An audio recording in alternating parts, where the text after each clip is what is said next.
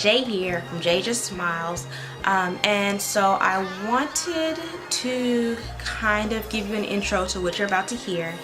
So when I was in Chicago a few weeks ago for a little Jaycation, I also got the opportunity to sit down with Chrishon Lampley of Love Corkscrew and do an interview with her. Now it was not a video interview, so it was just audio, but and I wrote out the interview, but I also wanted to give you a chance to hear it, just so you could hear it firsthand, of course, why not?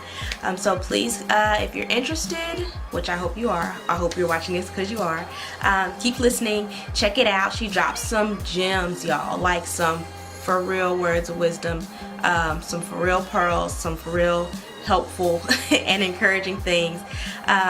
So please keep listening, and again, make sure you give it a thumbs up, leave a comment, subscribe, and check back.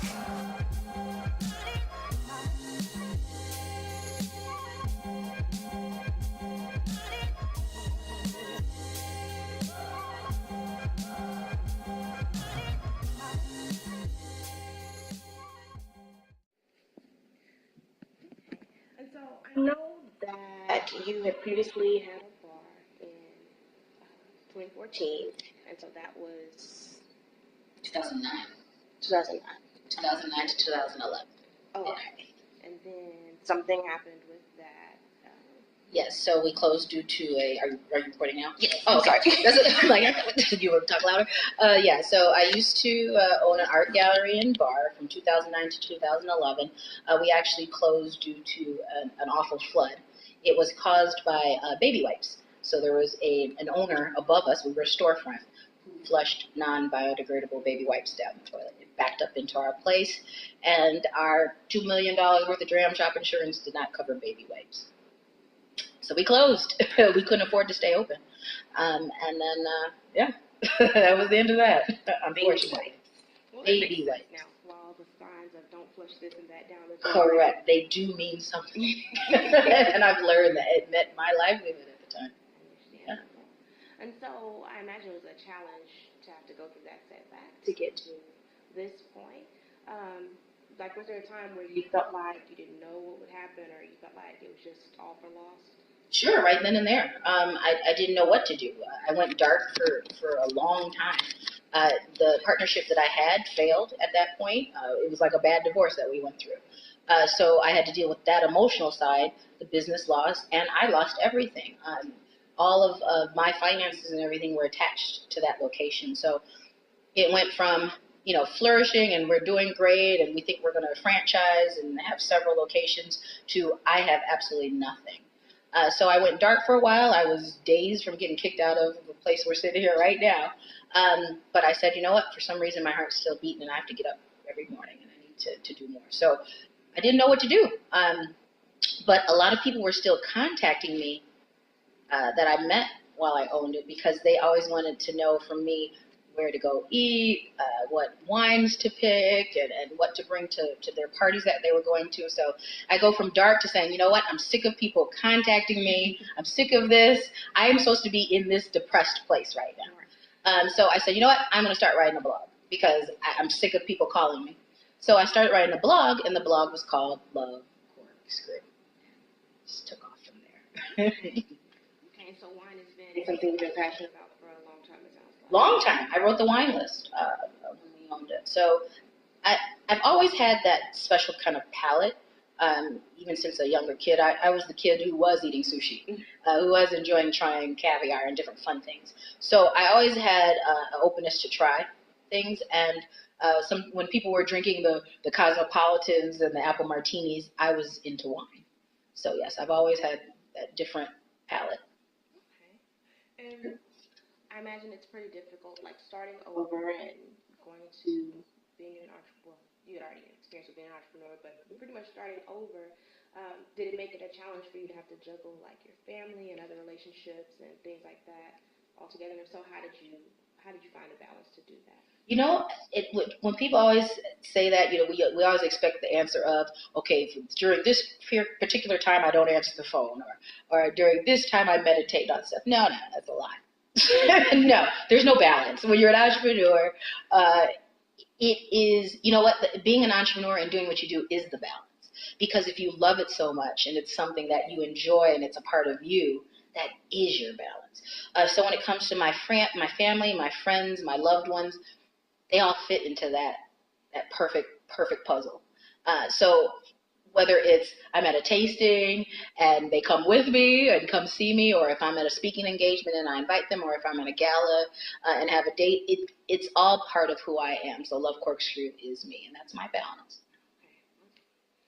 And so did you, starting out, like even in the beginning, did you find that you had to let some relationships go because they didn't support your vision, or they didn't encourage your vision and things like that? Sure, I've lost plenty of friends. I've lost plenty of family members. I've lost definitely a lot of who I thought were going to be there for me. But this is the one thing I learned though: family will normally be your least supportive.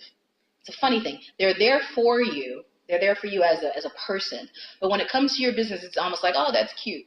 Or, oh, yeah, okay, really? So that's what you do? So what does that mean? They're not into it, right? They're not the one running to the store buying it, right? So you got to be okay with the fact that that's just how it is. Family's not going to be there, right?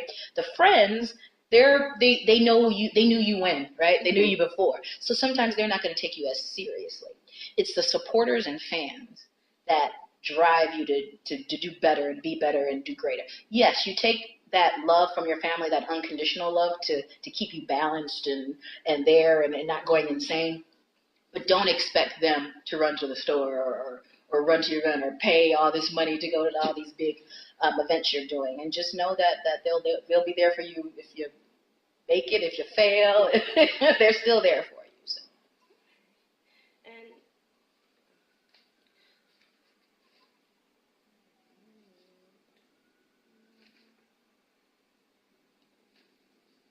so I was reading your biography on the site, and it's saying that you also, one of the things you're passionate about is like mentorship and helping young entrepreneurs. So what I guess led you to have that passion, or what fuels that passion? Because I know some people, they're like, oh, I'll invest, but I'm not really going to want to teach you how to do what I'm doing type of thing. And so what leads you to want to pour your time into other people?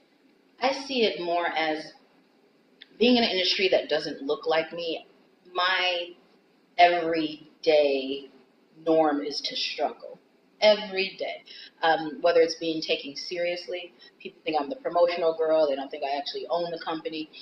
So in living that, when I hear people struggling in other sectors and other whether they're an entrepreneur or not, whether they're just in their 9 to 5 and see a struggle, I like to say to them, don't you dare give up, because what you think you're struggling, I could tell you a story times 10. But I need you to keep pushing and keep going. So my mentoring comes more in the form of telling somebody you can do it, don't give up. Let my journey and my failures teach you how to do better and be better.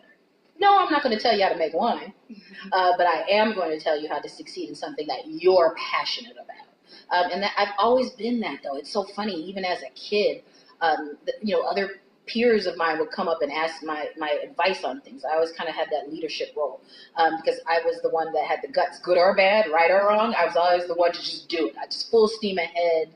I just go forward, sometimes with blinders, but I go forward. And that's just always been my MO. So that's what I want in mentorship, just to teach, especially women, entrepreneurs, just keep going. Life is too short.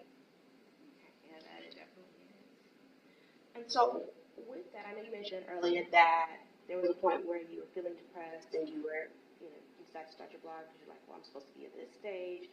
At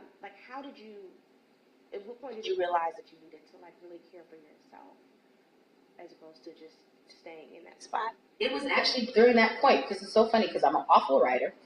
So I knew this blog wasn't going to do anything, but it was my way of releasing. And then I started, just getting active again. I was playing flag football and just getting all that stress out and that anger out and this thing of what am I? I'm in my 40s. What in the heck am I going to do? And it just took some time, but I became it because it was Love Corkscrew was forming and me not even know it was. Sometimes, like I always say, let your passion follow you. Don't follow your passion, or your passion follows you. So Love Corkscrew was like coming together all this time. And I just had to say to myself, just breathe. Just keep going, keep doing what you love. I'm still working, still being able to pay my bills, but I know there's something more there. And like the blog turned into a radio show, the show turned into me owning my own private label. So I just decided to get physically better. I decided to get mentally better, and just this point where you just said, look, I'm still alive, I'm still waking up, so what you gonna do? and that was it for me. And so what does self-care mean to you? Self-care. You know what? I look at it as self-care is you can't control the uncontrollables.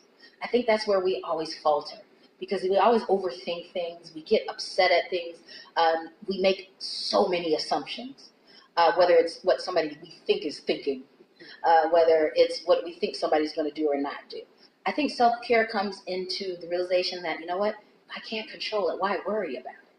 And I learned that whether it's life and death, whether it's if I walk out and something happens to me now and I can't walk, it comes in just knowing that this is it. This is your one body. This is your one life, and you just have to move forward. You cannot rely on anyone else but yourself to be happy. And that's it. That's self-care. Okay. And do you have like special things you like to do for yourself, just to kind of like take the edge off your day or kind of wind down? That's like special for you. Me, it's so funny. I started taking up these cycle classes. This great company called Psych North that I do cycle classes, and it came right after I just had July 13th. Never forget that day. I had major surgery. I had to get a total hysterectomy because I had a tumor that was the size of a human head in my body. Didn't know all these years, and so they had to operate, emergency, had to do it, and then I was out for 8 to 10 weeks that I couldn't do anything. I couldn't even fly. And I said to myself, once that is done and I'm able to get around, like I couldn't even drive, for a while. And once I said, I was going to be back and moving and the business didn't stop, that I had to keep myself together. And I started doing these classes and they've just been awesome. They're not messing up my knees, not messing up my stomach area right now, as it's still healing. But that's been my kind of stress relief, doing those classes, and I'm a huge movie buff, so I love going to the show and just sitting and just being in an imaginary world. Okay, that sounds like those are really relaxing. Very, relaxing things. Very, very.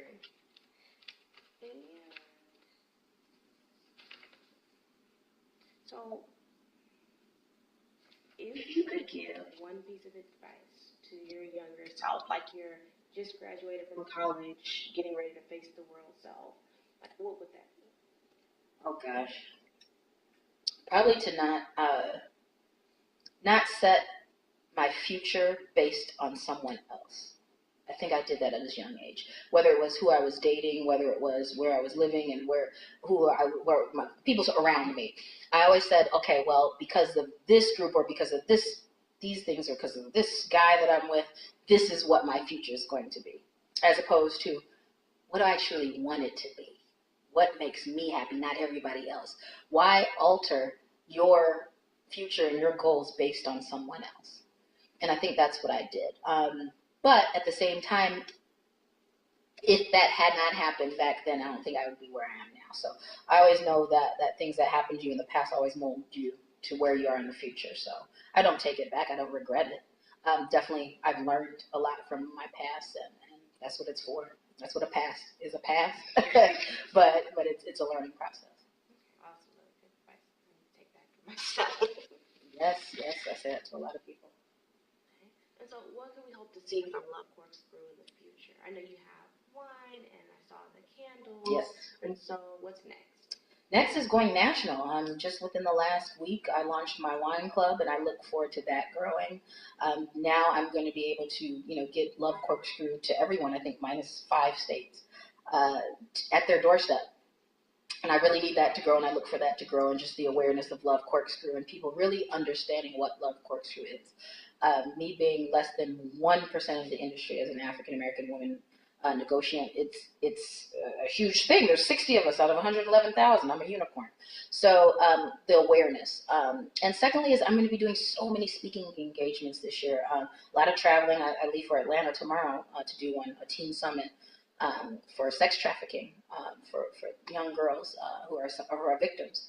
So I'm going to be doing a lot of traveling, a lot of speaking engagements, a lot of TED Talks and such. So I'm really excited to kind of get not only the awareness of Love Corkscrew out there, but just my story. I'm here. I probably shouldn't be alive from what happened to me. So it's one of those things that I can't wait to just get out into the masses. And I love Chicago, but I need to get out and let other people know my story and what Love Corkscrew is about. And then what's one piece of advice that you would give to a young African American woman who is aspiring to be an entrepreneur, who is trying to break that, I'll call it a glass ceiling, but to break out of that mold of, this is where women are, and then this is what entrepreneurship looks like? Don't quit your day job. That's my number one bit of advice, and I cannot stress that. I get so many entrepreneurs that tell me they're just going to go for it, and they just do it, and they're going to live out the fat of the land. And I say, okay, so tell me what type of reserve for contingency you have. What kind of money you got in the bank to do all this? I barely have anything. So why are you doing it? You're young, you're ambitious, you have energy. Work. So then you can pay your mortgage, you can pay your rent, you can pay your car note, and then do your entrepreneurship right after you get off work. My mind is always thinking, I'm always nonstop moving, but I still work for a living and I run a large company at the same damn time. So I know if I can do it, and I'm older and have less energy and tired, I know if I can do it, young entrepreneurs, why would you stress yourself out and not be able to pay those bills? Pay them. And actually that money, can help you finance for you to go full time. So you do not quit until you have an accountant and your accountant tells you to quit. You keep working, because there's also things you're going to learn when you're still working. How to work with other people, certain time management skills, certain personalities that you're going to have to deal with when you do branch off that you might not have, the expertise to deal with. But when you're working in your 9 to 5, you're kind of forced to deal with that, right? Lastly, if I had not had my 9 to 5, my hospital bill probably would have been over 6 figures easily. But I had insurance. If I hadn't had insurance, there's no way as an entrepreneur, no matter how great my company is doing, there is no way I would have been able to afford that. So don't rush. I always say go for it, but think about it. Think about it before you make that. So what if you get 3 hours of sleep? I don't care. You're young. So what? Again, my mind's turning nonstop. I barely get an hour of sleep sometimes. But you got to keep going and don't stress yourself out for no reason. Silly. That was all the questions I had. Yay. Thank you. Of course.